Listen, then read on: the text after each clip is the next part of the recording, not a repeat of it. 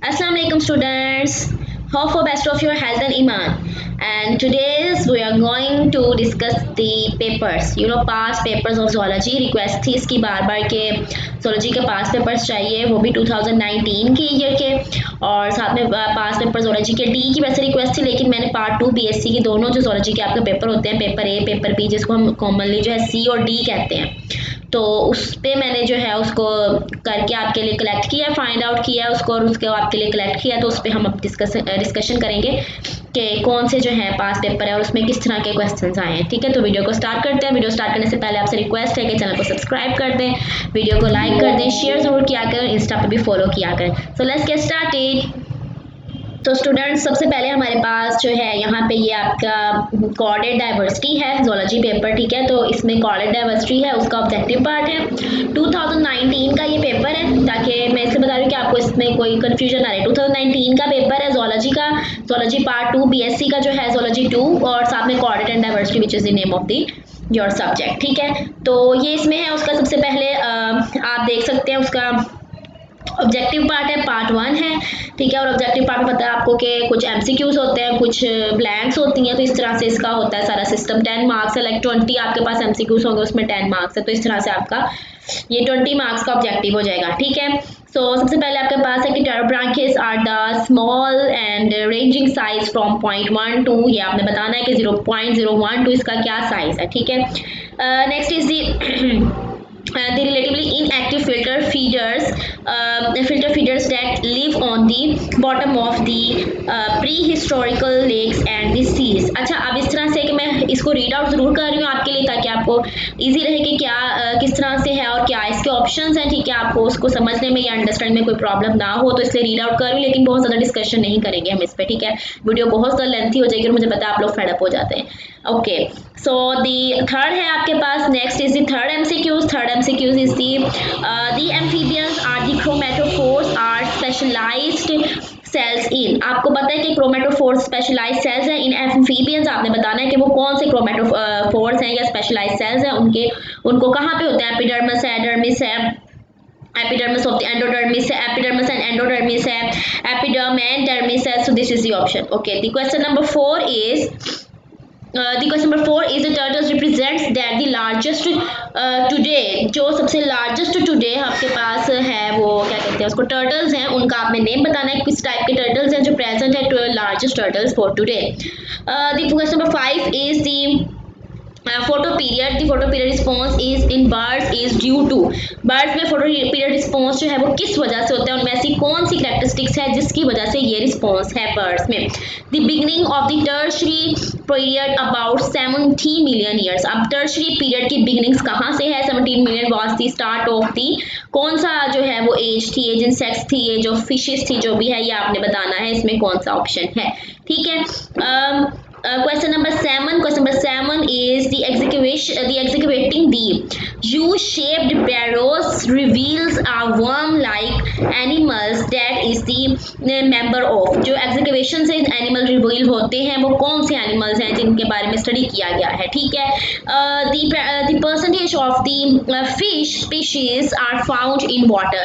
Fishes की क्या species percentage है वाटर में, उनकी जो उनकी अपीयरेंस है वो किस तरह से है। Members of the family Salamandridae are the commonly called. Salamandridae के मेंबर्स को हम क्या कहते हैं, what are they called, commonly called. Okay, dash is an adaptation that follows the lizard respond to escape from. Lizard की कौन सी जो है वो ऐसी कैरेक्टरिस्टिक है जो उसको प्रीडेटर से बचने के लिए हेल्प आउट करती है। ठीक है, एस्टिवेशन है, जो भी वो करती है, डाइसिस करती है, मास्किंग करती है, या फिर ऑटोटॉमी करती है। बहुत ईजी है ये, autotomy is the right answer. बहुत इंटरेस्टिंग सा इसके साथ है कि उसकी टेल की कटिंग हो जाती है और वो इस तरह से प्रीडेटर से बहुत ईजी से अपने आप को जब बचा लेती है। अच्छा, नेक्स्ट है archaeopteryx was the fossil of the pigeon sized animal. Archaeopteryx fossils है कौन से पिजन साइज्ड एनिमल के जो किस पीरियड में प्रेजेंट थे। वो बताना है आपने कौन सा उनका पीरियड है, ट्रेजिक है, जुरासिक है, जो भी है इसमें से वो आपका करेक्ट आंसर। उसके बाद नेक्स्ट है Australian whooping mice produce during that is more concentrated in. अब जो ब्लड उसमें बहुत ज़्यादा होता है यूरिन में, जो ऑस्ट्रेलियन हुपिंग माइस है उसका अब आपने बताना कितना कॉन्सेंट्रेटेड होता है, 22 टाइम्स, 33 टाइम्स, 50 टाइम्स और 44 times. Okay, next question number 13। थोड़ी सी मैं फास्ट हूँ मुझे पता है, लेकिन आई होप कि आपको समझ आ जाएगी। मैं इसे जो वो एमसीक्यूज है, ये क्वेश्चन है, उस पर फोकस कर रही हूँ, ना कि अपने मेरे बोलने पे। आप बस स्क्रीन पे फोकस करें कि कौन सा क्वेश्चन है, ठीक है। आई होप कि आपको इजीली विजिबल होगा और आप उसको रीड आउट भी कर सकेंगे। Okay, the ventral ciliated group in the ventral ciliated group one second, the ventral ciliated group in the tunicates जो है वो क्या है, that forms the mucus sheet during the feeding is called. जो उनकी म्यूकस की शीट बनती है वो किस तरह से और क्या उसमें मटेरियल है, ओरल में बनती है, ओरल साइफोन एंडोक्स्टाइल है, व्हाट इज दैट, ट्यूनिक और stigma.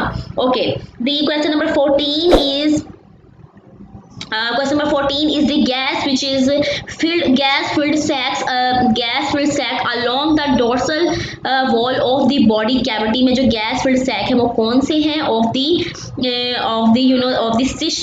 cyst regulated buoyancy is। जो इनकी फिस्ट में regulated buoyancy है वो किस तरह से इसमें होती है, वो है यहाँ पे आपका question. This is fist. Okay, next is these are the worm like burrowers। ये worm like burrowers है, but that feed on the worms and on the other invertebrates पे ये जो करते हैं burrow फीड करते हैं। क्वेश्चन नंबर 16 ही is according to the cladistic interpretations the amniotic lineage जो है वो किस तरह से शो करता है the birds and the mammals, इनकी क्या कॉमन हेरिटेज है, किस तरह से इनके कॉमन एंसेस्टर हैं, वो आपने बताना है क्या चीज़ इसमें बताई जाती है। Okay, the covering of the features on the birds are called, इसको हम क्या कहते हैं, very easy pelage. And the second is a cap that is separates the anterior and the posterior teeth को कौन सी चीज सेपरेट करती है रोडेंट्स में, वो आपने बताना है। Question number 19 is the vertebral column of the mammals is the divided into, किस तरह से उसको डिवाइड किया, 3 पार्ट्स एंड 2 पार्ट्स है, how many parts the vertebral column have. And question number 30 is a supportive rod extends most of the length of the mammal body, जो है उसकी length किस तरह से और कहाँ से कहाँ तक ये जाती है और उसको किस तरह से कहा जाता है, ये जो इसमें स्लिट्स प्रेजेंट है उसको हम क्या कहते हैं।